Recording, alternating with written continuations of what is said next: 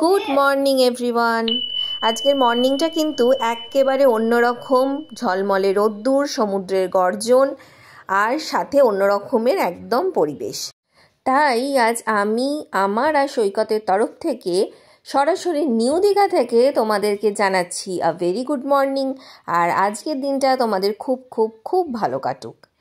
কাল রাত্রিবেলা তো তোমাদেরকে আমি ব্যালকনিটা দেখিয়েছিলাম, কিন্তু যেহেতু অন্ধকার ছিল তো সেই কারণে অতটাও ভালো করে হয়তো তোমরা বুঝতে পারোনি। তো সকালবেলা হতেই আমি আর সৈকত ব্যালকনিতে চলে এসেছি, পাকুম এখনও ঘুমোচ্ছে।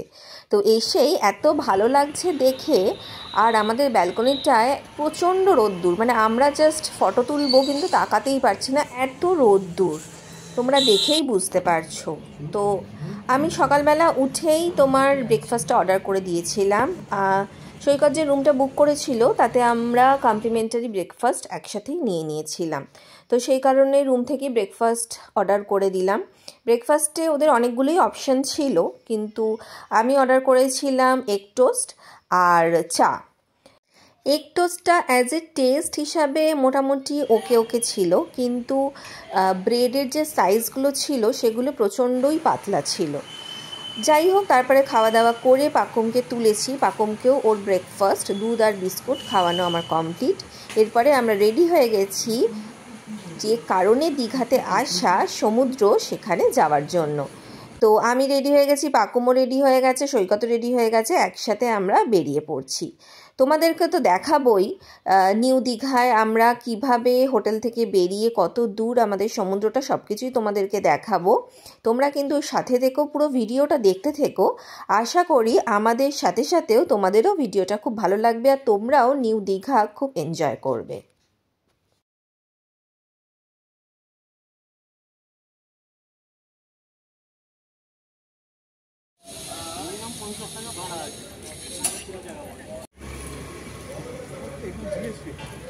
হবে না ওখানে শিখে যাচ্ছে।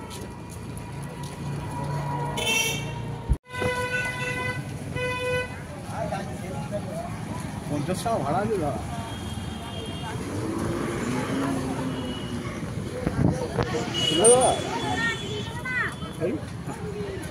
দিদি ডাকছে তোমাকে। ও দিদি শিখে যাচ্ছে, একটু শেকুক।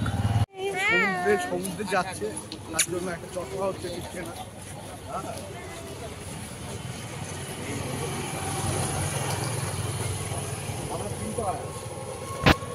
হোটেল থেকে খুব বেশিক্ষণের কিন্তু হাঁটা নয়, জাস্ট 4 থেকে 5 মিনিট। ওই যে দূরে দেখা যাচ্ছে, তোমরাও নিশ্চয়ই দেখতে পাচ্ছ, সমুদ্র দেখেই কিন্তু চোখটা একদম জুড়িয়ে যায়, যে কারণে পুরী বা দীঘায় আসা। নিউ দীঘাতে কিন্তু এটা আমার ফার্স্ট টাইম। আমি কিন্তু আগে ওল্ড দীঘায় গেছি, নিউ দীঘায় আমি আর সৈকত কিন্তু এই প্রথমবার এলাম। তো চলো তোমাদেরকে একটু সমুদ্র চারিপাশটা একটুখানি ঘুরিয়ে দেখাই।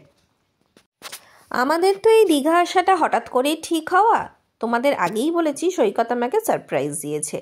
তো আমার বাবা বা অনেকেই বলেছিলেন যে এখন মোটামুটি দীঘাটা ফাঁকাই পাবো, কারণ যেহেতু উইকডেসে আমরা আসছি। কিন্তু আমি এখানে এসে দেখলাম দীঘাতে কোনো সময়ই হয়তো ফাঁকা থাকে না। চারিদিকে দেখো লোকে লোকারণ্য, প্রচণ্ড ভিড়। আর এই জায়গাটাতে সবথেকে রিস্ক ফ্যাক্টরটা হচ্ছে এই বোল্ডারগুলো। এখানে এখন যেহেতু জোয়ারের সময় বেশ অনেকটা করেই কিন্তু জল উঠে আসছে। যাবো তো কিন্তু আমি যেহেতু জলে একটু ভয় পাই, মানে ওই যে ঢেউগুলো আসে না, আমার খুব আনকমফোর্টেবল লাগে। তো সেই কারণে আমি একটু সৈকতকে বলছিলাম একটু ওয়েট করে যাও, একটু পরে নামবো আর কি। তো সৈকত তো চান করবে, সেই মতো মেন্টাল প্রিপারেশন নিয়েই এসেছে। এখন আমরা এই জায়গাটাতে পাকুমকে একটু দাঁড় করিয়েছি, এই স্লোপিংটাতে ঢেউগুলো বেশ অনেকটা করেই আসছে, যাতে ও একটুখানি পাটা ভিজলে আমরা দেখতে পারি যে ওর রিয়াকশানটা কি হচ্ছে আর কি। তো সেই কারণেই একটা বড় ঢেউ তো এলোই, সৈকত তো পাকুমকে কোলে তুলে নিয়েছে, কিন্তু আমি তো যা ভয় পাই, আমি সৈকতকে জোরে খিমচি একদম ধরে নিয়েছিলাম। কারণ তোমার মানে ওই রকমভাবে ঢেউগুলো এলে না আমার কিরম একটা যেন মনে হয়। তো যাই হোক, এরপরে সৈকত বললো এখানে না দাঁড়িয়ে ওই পাথরগুলোর ওপরে গিয়ে বসলে তাহলে জলটাও আসবে, পাটাও ভেজানো যাবে, আর অত ঢেউয়ের অতটাও মনে হবে না, কারণ পাথরগুলোতে ঢেউটা কেটে কেটে যাচ্ছে। তো সেই কারণে খুব সাবধানে বোল্ডারগুলোর ওপর দিয়ে হেঁটে হেঁটে আমরা একটু সামনে গিয়ে পাথরগুলোর ওপরেই বসলাম। এখানেই পাকুম কিন্তু খুব এনজয় করছিল। পাকুম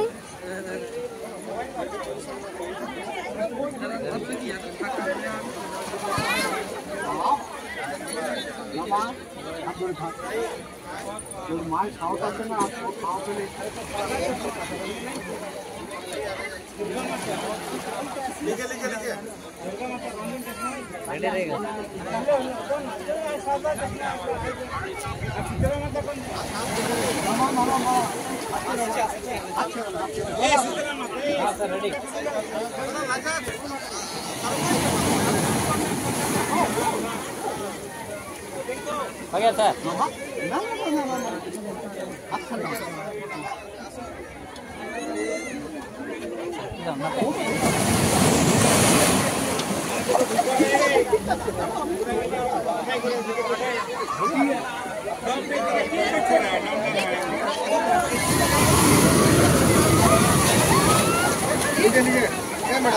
मैडम खींचिए अगर बढ़िया तरीके से। मेघना सर को जूता उधर खोलो, उधर जाइए, उधर जाइए, उधर जाइए।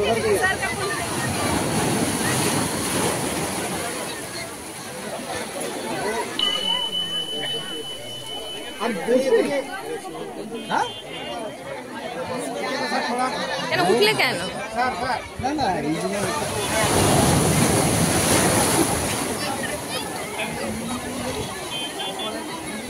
কোথায় আসছে?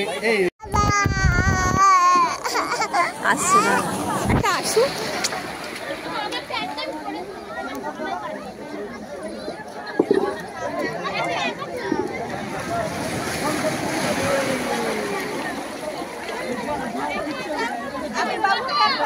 আসছে আসছে আসছে।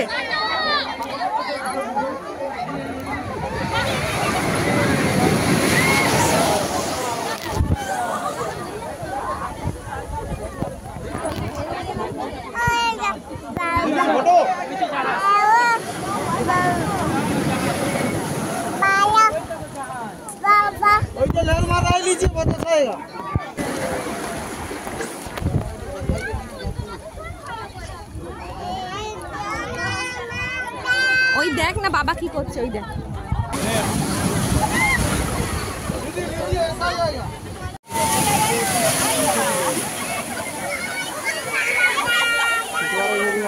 পাকুম এইদিকে তাকা।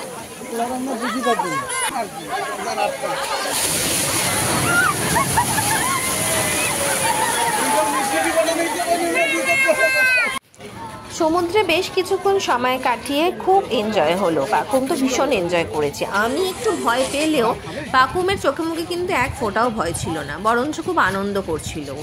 তো সেই সব কিছু করে আমি ওর জন্য, সৈকতের জন্য সব একটা করে এক্সট্রা ড্রেস নিয়ে গেছিলাম। তো দুজনেই চেঞ্জ করে নিয়ে এবারে আমরা একটু সি বিচটাতে একটু ঘুরতে গেলাম। এখানটাতে নিউ দীঘাটাতে যা দেখতে পাচ্ছি চারিদিকটা বেশ ফাঁকা ফাঁকা, মানে এখনও অবধি ওল্ড দীঘার মতো অতটা জমজমাট হয়নি।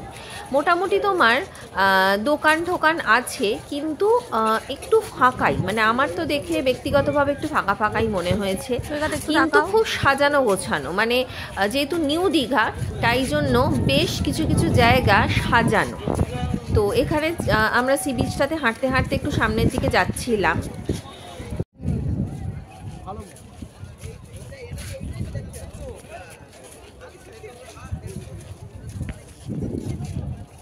প্রত্যেকটা জায়গারই নিজস্ব একটা সৌন্দর্য থাকে, সেটা পাহাড়ি বলো বা সমুদ্রই বলো বা জঙ্গলই বলো। সমুদ্রে যেরকম সমুদ্রের যেই আওয়াজটা, মানে স্রোতের যে এই গর্জন বলো কি, যখন পাড়ে এসে ঢেউগুলো পড়ছে তার যে একটা আওয়াজ, এবং এই চারিদিকে তাকিয়ে, মানে যেদিকেই তাকাচ্ছি সেদিকেই জল, মানে এটার কিন্তু একটা অদ্ভুত দেখেও তৃপ্তি লাগে, তাই না?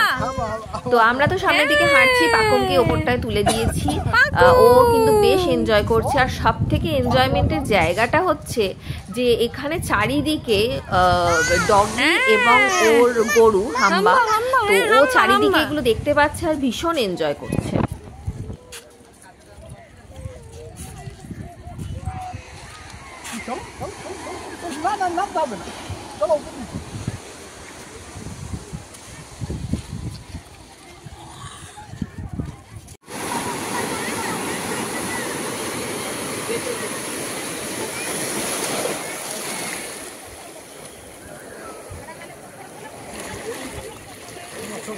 হ্যাঁ, এখানে একটা উঠুক, একটা শুধু ঢেউ নি।